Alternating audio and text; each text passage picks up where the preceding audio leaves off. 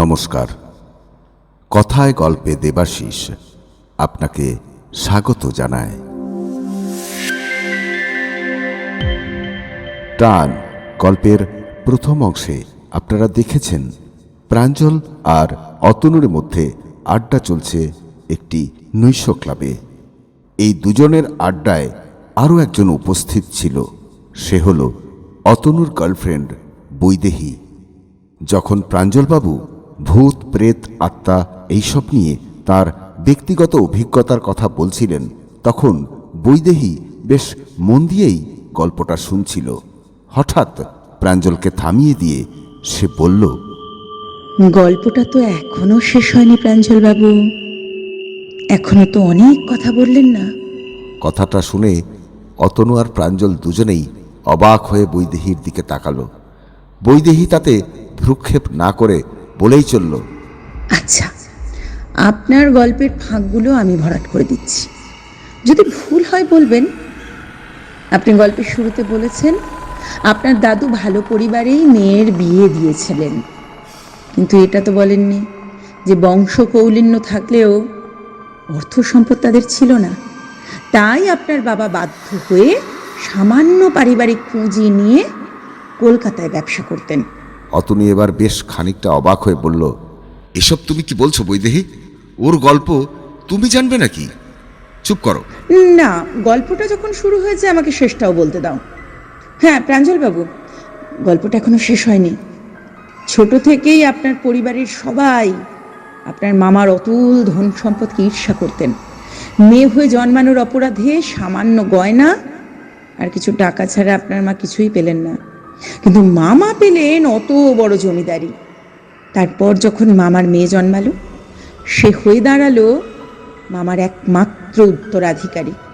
আপনি ছেলে হয়েও কিছু পেলেন না। এই বৈষম্য আপনারা মেনে নিতে পারেননি। অভাব মানুষের স্বভাব নষ্ট করে।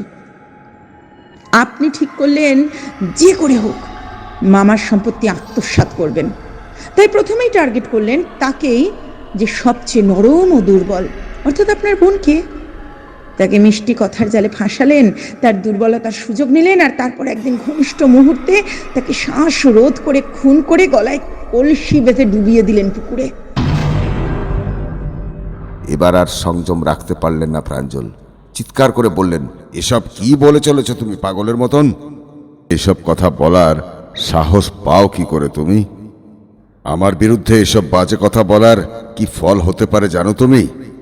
হতভম্ব অতনু এত অবাক হয়ে গিয়েছে যে কথাই বলতে পারছে না, কিন্তু পরিস্থিতি ক্রমশ হাতের বাইরে চলে যাচ্ছে দেখে বাধ্য হয়ে উঠে দাঁড়িয়ে বৈদেহীকে ধমকের সুরে বলল, এসব কি বলছো তুমি পাগলের মতো?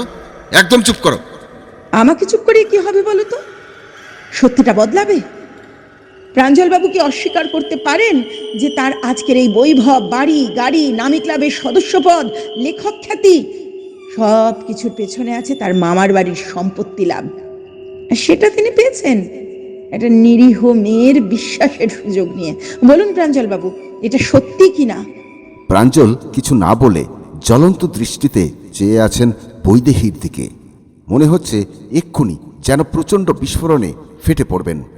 বিস্মিত অতনু কথা হারিয়ে ফেলেছে। এত সব উল্টোপাল্টা কথা বানিয়ে বলছে কি করে বৈদেহী?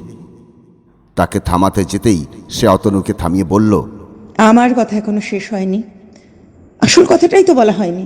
তারপর প্রাঞ্জলকে বলল বৈদেহী, আপনার সঙ্গে আজ একজন দেখা করতে এসেছে প্রাঞ্জলবাবু, জানেন?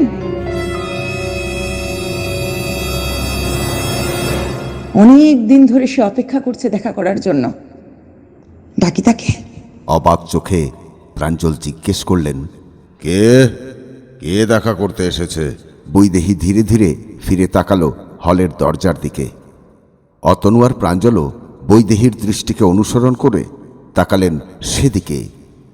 তখনই চোখে পড়ল এতক্ষণে হলঘরটা খালি হয়ে গিয়েছে, তারা ছাড়া কেউ নেই সে ঘরে।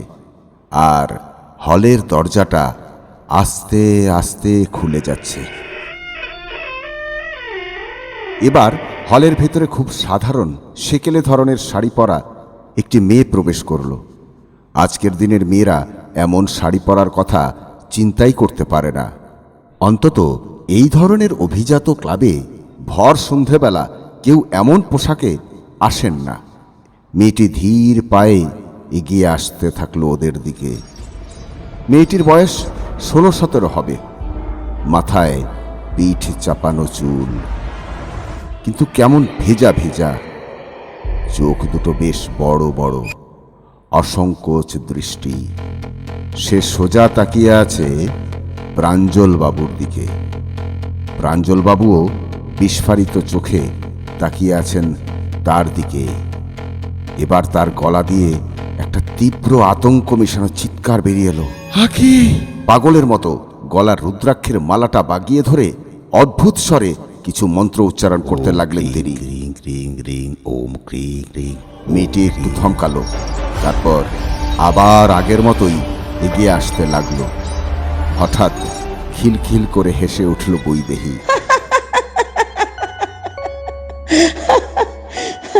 ওই মালার মন্ত্রে কোনো রকম কাজ হবে না। আপনার মনে নেই সেই তান্ত্রিক কি বলেছিল? বলেছিল যেদিন আপনার দিন শেষ হয়ে যাবে সেদিন আর এই মালা মন্ত্র কাজ করবে না। আজ আপনার শেষ দিন প্রাঞ্জল বাবু। আঁখি আপনাকে নিয়ে যেতে এসেছে, অনেক অপেক্ষা করেছে আপনার জন্য। ওকে আর অপেক্ষা করাবেন না। অতনুর বিস্ময়ের কোনো সীমা ছিল না। সে কিছুতেই বুঝতে পারছে না কি ঘটছে। ওকে সবচেয়ে অবাক করেছে বৈদেহী। তাকে যেন চিনতেই পারছে না সে। এতদিনের চেনা বৈদেহী যেন সে নয়। এতক্ষণে প্রাঞ্জলবাবুর ঠিক সামনে এসে দাঁড়িয়েছে মেয়েটি। মুখে এক অদ্ভুত হাসি নিয়ে ধীরে ধীরে সে একটা হাত বাড়িয়ে দিল প্রাঞ্জলবাবুর দিকে। প্রবল আতঙ্কে প্রাঞ্জলবাবু জ্ঞান হারিয়ে লুটিয়ে পড়লেন সোফায়। অতনু প্রাঞ্জলের কাছে গিয়ে তাকে বারবার ডাকতে লাগলো, ঝাঁকুনি দিতে লাগলো, কিন্তু প্রাঞ্জলবাবুর জ্ঞান ফিরল না। বৈদেহী এবার বলল, ওকে আর ডেকো না অতনু, ওর আঁখি ওকে নিয়ে গেছে, ওকে যেতে দাও। তুমি বরং ম্যানেজারকে ডাকো।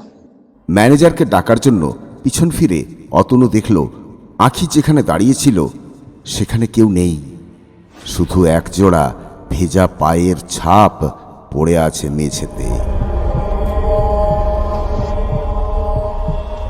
একটু পরে ম্যানেজার এসে পরিস্থিতি দেখে ডাক্তারকে খবর দিলেন। ডাক্তার জানালেন সিভিয়ার কার্ডিয়াক অ্যারেস্টে মারা গিয়েছেন প্রাঞ্জল সেন।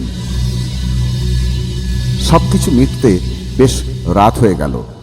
গাড়িতে উঠে অতনু বেশ কিছুক্ষণ গুম মেরে বসে রইল। অনেকখানি সময় নিল স্বাভাবিক হতে।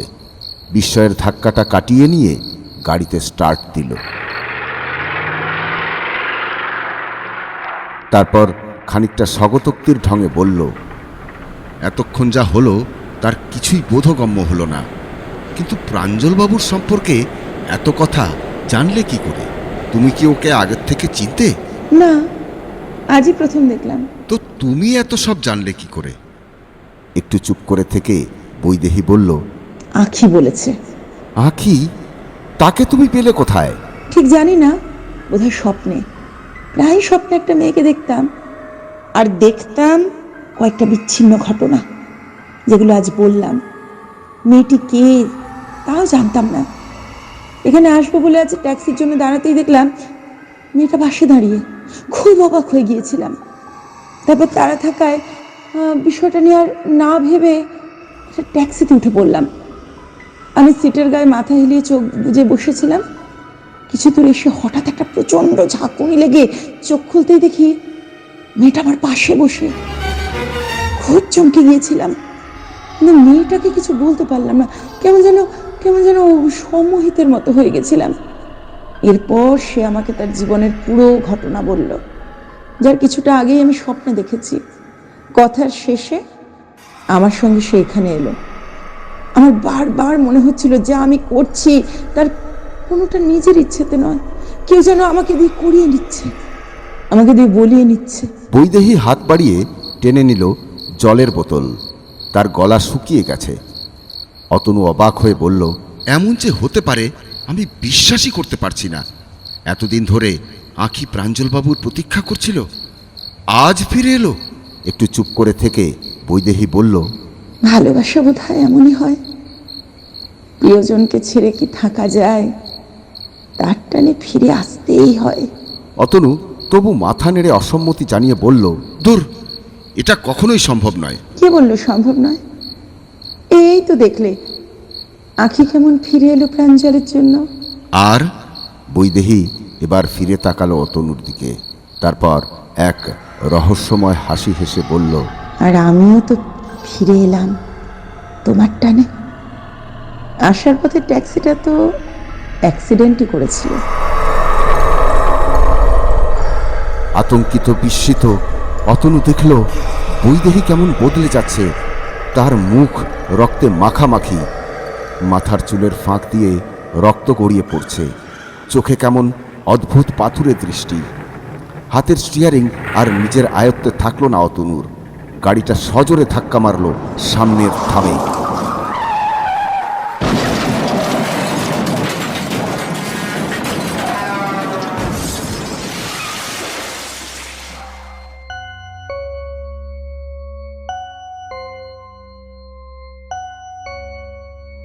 টান গল্পটি এখানেই শেষ হলো।